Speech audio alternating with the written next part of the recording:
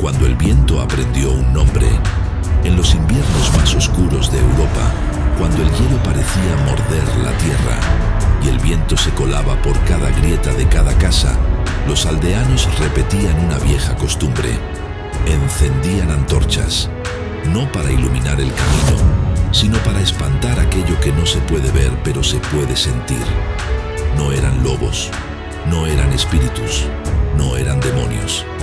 Era algo peor, era un hombre cuyo nombre viajaba más rápido que cualquier ejército, más lejos que cualquier rumor, más profundo que cualquier miedo. Ese nombre era Atila. Atila, el azote de Dios. Para algunos era un monstruo, para otros un castigo divino, para otros un guerrero perfecto, pero todos coincidían en algo. Cuando escuchabas su nombre, era porque ya lo tenías cerca. Este es el relato del hombre al que la historia llamó el azote de Dios, el hijo de la estepa. La estepa es el lugar donde la tierra se vuelve horizonte y el cielo una amenaza constante, una extensión infinita de hierba y viento, capaz de dar vida o quitarla en un parpadeo. Allí nació Atila. No tuvo cuna de madera fina, ni mantas suaves, ni un hogar que protegiera su llanto. Tuvo pieles llenas de polvo, frío en la cara y un mundo que no perdonaba debilidad. Los chamanes, hombres viejos con ojos como brasas apagadas, lo levantaron hacia el cielo nublado y lo bañaron en humo de hierbas duras. Decían que su espíritu era demasiado fuerte para el cuerpo pequeño que lo contenía. Decían que su destino ya estaba escrito. Decían que no era un niño, sino un aviso. Creció viendo morir animales en los inviernos crueles. Creció durmiendo con un cuchillo bajo la piel del lobo. Creció entendiendo que la compasión es un lujo, que la estepa no concede. Cuando otros niños aprendían a hablar, Atila aprendía a tensar un arco. Cuando otros aprendían a correr, Atila galopaba. Cuando otros temían la oscuridad, Atila se acostumbraba a verla como una aliada. La estepa no tenía escuelas, pero tenía lecciones. Y la primera que aprendió Atila fue esta: si no eres fuerte, eres alimento. Europa se rompe. Mientras Atila crecía afilando su espíritu, Europa se desmoronaba. El Imperio Romano, aquel gigante que dominó mares, desiertos y continentes, estaba muriendo lentamente. Sus fronteras eran agujeros, sus legiones, sombras de lo que alguna vez fueron. Sus emperadores cambiaban cada pocos años, traicionados por sus propios hombres. Los pueblos germánicos migraban sin rumbo, huyendo del hambre, de sus guerras internas y de un enemigo misterioso que surgió desde el este, los propios hunos. Roma no entendía lo que veía, y lo que no entiende, lo teme. Los reinos del norte se fragmentaban. Las tribus luchaban entre sí por territorios cada vez más pequeños. El continente entero parecía un animal herido, rodeado por depredadores, y entre todos los depredadores, uno nacía más fuerte que el resto. Atila veía este caos desde la distancia y comprendió algo que ningún rey romano entendió a tiempo. El mundo no pertenece al más justo, sino al que llega cuando todos están distraídos. Europa estaba distraída, Europa estaba débil, Europa estaba madura para caer, y Atila lo sabía. Dos lobos, un trono. Antes de convertirse en el rey absoluto de los hunos, Atila gobernó junto a su hermano Bleda. Dos líderes, dos estilos, dos destinos que no podían coexistir para siempre. Bleda era diplomático. Creía en acuerdos, en alianzas, en regalos. Pensaba que el verdadero poder venía de controlar la estabilidad. Atila no. Atila creía que el poder venía de la voluntad, del miedo, de la capacidad de destruir. Roma pagaba oro para evitar su furia, plata, tierras, tributos gigantescos. Mientras Bleda veía eso como un triunfo de la diplomacia, Atila lo veía de un modo muy diferente. Decía: si un enemigo te paga para no luchar, ya te ha confesado su miedo. La tensión entre ambos creció. Los chamanes lo notaban, los guerreros lo sentían, la estepa lo anunciaba. Dos lobos no pueden liderar la misma manada. Alguien debía caer. Y un día, Bleda murió. Una flecha perdida, un accidente de caza, un mal presagio. Nadie investigó, nadie acusó, nadie dudó. Porque en el lenguaje de la estepa, cuando la sangre cae al suelo, la discusión termina. Y el rey que quedó en pie fue Atila. El rey que gobernó con miedo. Atila no gobernaba como los romanos, con pergaminos, leyes y discursos. Gobernaba con algo más profundo, más primitivo, más efectivo: el miedo. No castigaba a todos, no gritaba, no necesitaba levantar la mano. Bastaba con que entrara al campamento y el silencio se extendiera como una sombra. Los unos lo veían como un ser bendecido por los espíritus, un hombre cuya presencia podía torcer el destino. Se decía que sus ojos jamás parpadeaban, que su voz podía detener una discusión, que si te miraba fijamente los dioses podían escuchar tus pensamientos. Bajo su mando, los unos se convirtieron en una sola criatura, rápida, salvaje, imparable, un ejército que no conocía el cansancio y que veía en su rey no solo un líder, sino la encarnación del poder. Embajadores del terror. Cuando Roma quería dialogar, cuando algún reino germano buscaba una tregua, cuando un pueblo pedía piedad, Atila no enviaba diplomáticos, enviaba advertencias con forma humana. Sus emisarios no eran mensajeros, eran presagios. Llegaban montados en caballos negros, cubiertos con cuero endurecido por el sol de la estepa, el rostro marcado por cicatrices que contaban batallas y ojos tan vacíos que parecían no pertenecer a este mundo. Entraban a los palacios romanos sin mirar a nadie, caminaban sobre los mosaicos sin asombro y entregaban mensajes con una frialdad tan brutal que los senadores sudaban aunque la sala estuviera helada. Los romanos empezaron a temerlos más que a los propios guerreros, porque cada visita traía exigencias imposibles: más oro, más tributos, más tierra, más rehenes, más humillación. Y si Roma se negaba, si dudaba un segundo, si intentaba negociar, los emisarios sonreían, una sonrisa delgada, afilada, casi imperceptible, la sonrisa de alguien que sabe que la guerra ya está decidida. Pronto surgió un dicho entre los pueblos del imperio: si ves a los emisarios, la tormenta ya está sobre ti. La expansión inevitable. Atila no solo era un guerrero feroz, tenía algo aún más peligroso: una mente estratégica y paciente. Entendió que los hunos no podían imitar a Roma, no podían construir ciudades, ni mantener rutas, ni levantar murallas. Lo que sí podían era devastar, rápido, letal, sin aviso. Así que atacó donde menos lo esperaban, golpeó las fronteras débiles, incendió poblados pequeños para quebrar a los grandes, negoció con tribus solo para dividirlas después, y convirtió a enemigos en aliados y aliados en esclavos. Europa se arrodilló sin darse cuenta. Tribus enteras se inclinaban ante él sin luchar. Reyes enviaban regalos esperando comprar clemencia. Pueblos germanos se convertían en auxiliares hunos, por miedo a ser destruidos. Los ostrogodos, una de las tribus más poderosas, acabaron bajo su sombra. Los gépidos lo aceptaron como amo. Los alanos se rindieron. Cada victoria no solo sumaba tierras, sumaba miedo. Y el miedo es el mejor mensajero de un rey. Atila comprendía algo que pocos líderes entienden: si haces que tu enemigo imagine tu furia, ya has ganado antes de llegar. Y por eso avanzaba como un fuego incontrolable. no necesitaba conquistar ciudades para gobernarlas. Bastaba con que las ciudades supieran que él estaba cerca. Roma siente frío.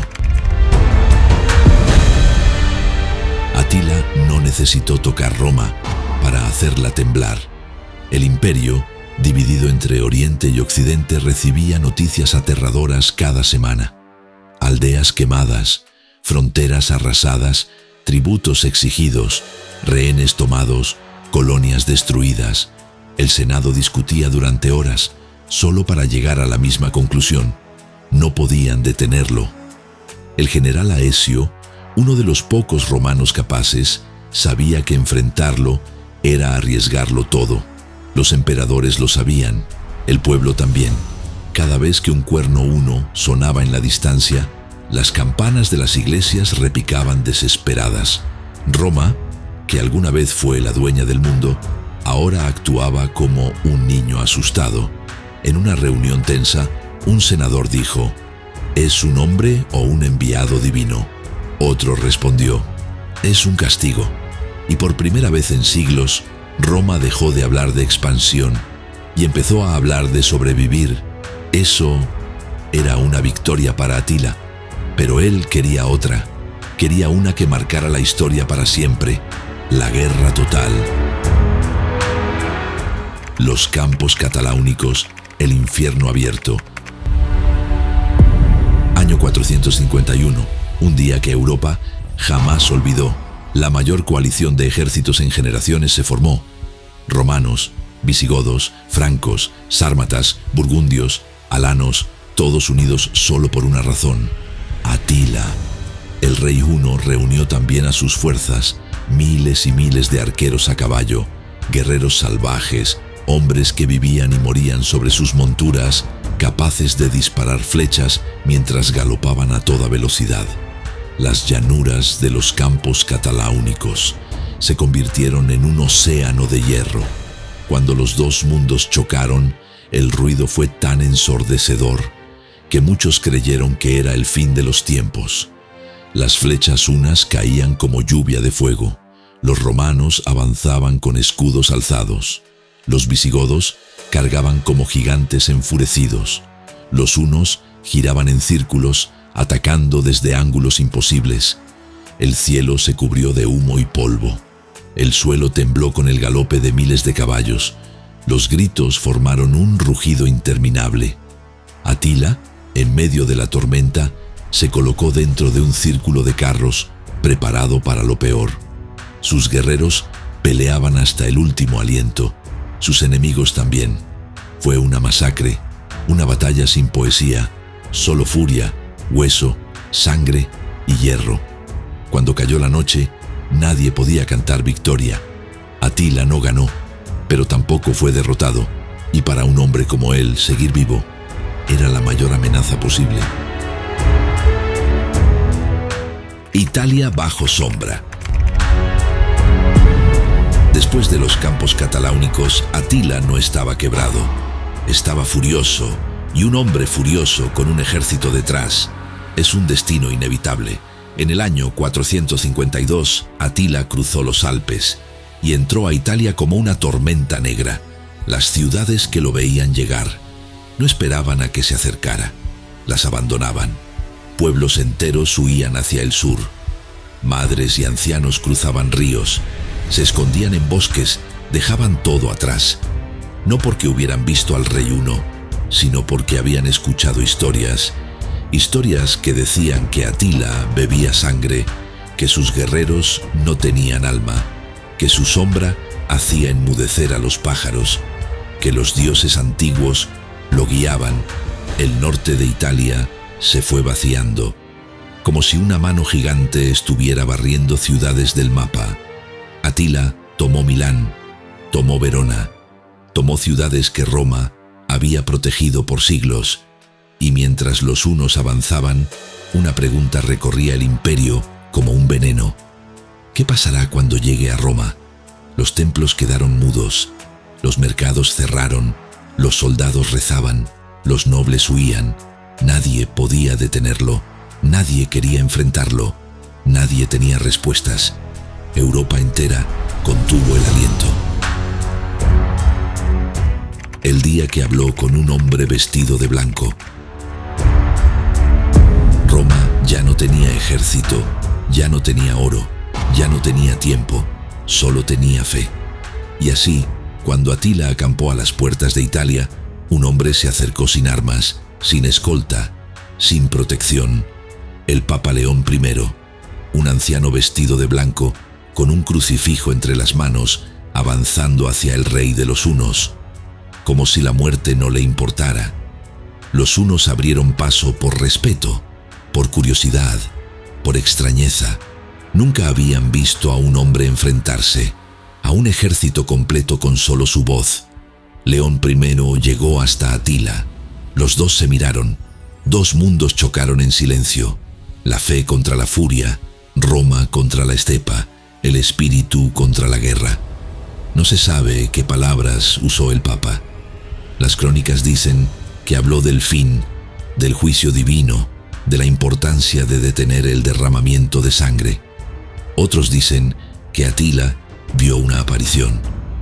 Dos figuras angelicales detrás del Papa, con espadas de fuego. Otros, más prácticos, dicen que Atila temía una epidemia que azotaba a Italia y que prefería retirarse para no perder hombres. Pero la verdad, murió en ese mismo instante, porque nadie que estuvo allí lo contó con precisión. Solo se sabe que Atila escuchó, guardó silencio y luego ordenó algo que nadie esperaba. «Nos vamos». Se retiró sin destruir Roma, sin quemar templos, sin llenar de cadáveres sus calles.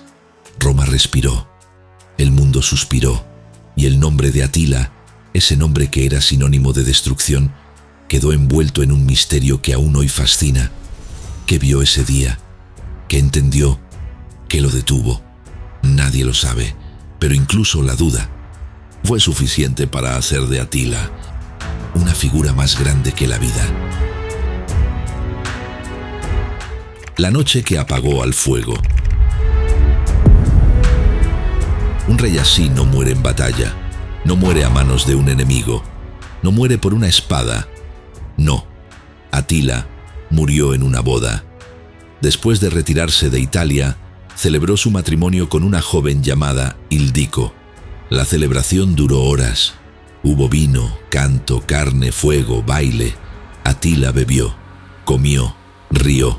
Por primera vez en mucho tiempo, parecía relajado, y al caer la noche, se retiró con su esposa a la tienda nupcial. A la mañana siguiente, no despertó. Los guardias lo encontraron tendido, el rostro hundido en una almohada ensangrentada. Las crónicas dicen que se rompió una vena y se ahogó en su propia sangre. Otros dicen que bebió demasiado y su cuerpo no lo soportó. Pero también hay otra teoría, una más oscura, una más coherente con su vida. Dicen que fue asesinado, dicen que alguien infiltrado lo estranguló mientras dormía. Dicen que sus propios hombres temían que sus conquistas provocaran la destrucción del Imperio Huno. Dicen que los germanos sobornaron a alguien de su entorno. Dicen que su esposa fue parte del plan. No hay pruebas, no hay testigos, no hay verdad absoluta, solo un cadáver, una esposa aterrada y un reino sin cabeza. La muerte que nunca pudo alcanzarlo en batalla, lo encontró en la única noche en la que bajó la guardia. Una ironía que la historia jamás olvida. El funeral del rey sin tumba. Los hunos no lloraban a sus líderes como los romanos, no escribían discursos, no levantaban estatuas, no dejaban tumbas para que el tiempo las venerara. Hicieron algo más brutal, más definitivo, más digno de un rey temido por el mundo. Tomaron el cuerpo de Atila y lo colocaron en 3 ataúdes, uno de oro para representar la grandeza, uno de plata para representar la gloria, uno de hierro para representar la guerra.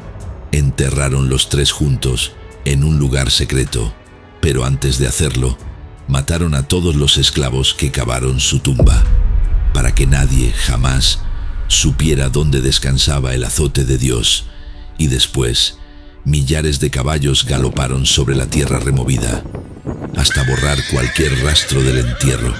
Ni un montículo, ni una piedra, ni una marca. Atila desapareció de la tierra, como si nunca hubiera existido, como si hubiera sido un espíritu, un castigo, un susurro de los dioses, y así nació la mayor tumba perdida de la historia. El hombre que enseñó el miedo. Atila no dejó templos, no dejó leyes escritas, no dejó ciudades, no dejó un imperio sólido, dejó algo más poderoso: miedo. Un miedo tan grande que viajó por siglos y aún hoy se siente cuando el viento sopla fuerte y golpea las ventanas como un puño antiguo. Un miedo que enseñó a los reyes que el poder no se mantiene con palabras, sino con presencia. Un miedo que le recordó al mundo que a veces nace un hombre que no quiere gobernar, quiere arrasar. Ese hombre fue Atila, el hijo de la estepa, el lobo del horizonte, el terror de Europa, el rey que no necesitó un trono para ser temido, el hombre al que llamaron el azote de Dios.